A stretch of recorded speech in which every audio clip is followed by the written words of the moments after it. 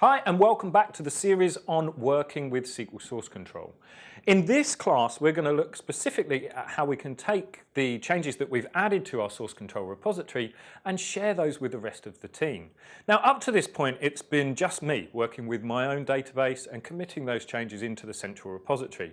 But most organisations these days have a team of developers working together on making database changes. And SQL Source Control can become central to the way that that team shares those changes across the wider team and perhaps across the organisation to different teams working on similar and aligned projects. Now to simulate this I'm going to have to create a new development database for one of our new developers to work on. So let's jump into Management Studio and see how we might connect that database up. So here we've previously been working with this Redgate University _dev database, and this is the database that I'm going to suggest is my development environment. So I have a new member of the team joining, Gina. Welcome to the team. Gina's going to need her own database to actually make changes to. So the first thing I'm going to do is just run a short SQL snippet just to create this new database for Gina to use. So we're going to call this Redgate University _dev _Gina, and then execute this. Now this is a completely empty database, so if I right click and refresh my list of databases in the Object Explorer, you'll see here that I have Redgate University _dev _Gina, and this has nothing in it. It's entirely empty. So the first thing we need to do is to connect this up to the same source control repository that I've been adding my database code to. So let's go through that process of right-clicking, selecting Link Database to Source Control, choosing Link to my source control system, and then selecting our source control system of choice, in this case TFS.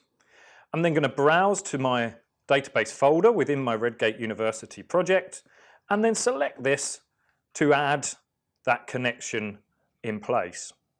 Finally, I click Link, and this will go through that process of associating that development database to the existing source control repository. And where previously, when we did our initial commit, it then suggested we need to do a commit to put the database objects into the repository, this time we're going to do the inverse. We're going to do a get latest to pull the objects out of the repository and into our new, fresh development database. So here, when we click on that Get Latest tab, you can see a list of all of the objects that exist in the repository, but not currently in our development database. All Gina has to do is click Get Latest, and this will update that local development database with all of the changes, all of the objects, and you can see them appearing here in the Object Explorer. Once this is complete, we're then ready to start working independently in our own isolated copies of the database and sharing those changes via the source control repository. So let's take a look at how we might do this. Previously we expanded the wildcard in our PRC get context stored procedures. Let's imagine that actually we wanted to take out some of those returned columns. So I'm going to simulate Gina making a change here where instead of returning all of the columns, we're going to remove those address details. We can execute that change, and then for Gina to commit that to source control, all she needs to do is right-click on the database and click Commit Changes to Source Control.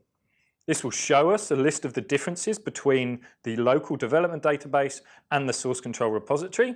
No surprises, we've got those address columns missing. So all we need to do is add our comment, removed address columns, and then choose to commit that change. One final click to commit that to the repository, and Gina's work is done. So now I need to start my work for the day, and I want to make sure that I'm working with the latest version of the database. So to do this, I'm going to switch back to my development database, and I'm just going to simply right-click and choose Get Latest Changes from Source Control.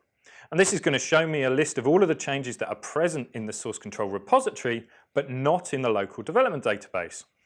There we can see that change that Gina just made and committed, and here we can see the exact columns that are to be removed, address 1, address 2, and address 3. Now I'm happy to receive this change, so I'm going to check the box and then click Get Latest.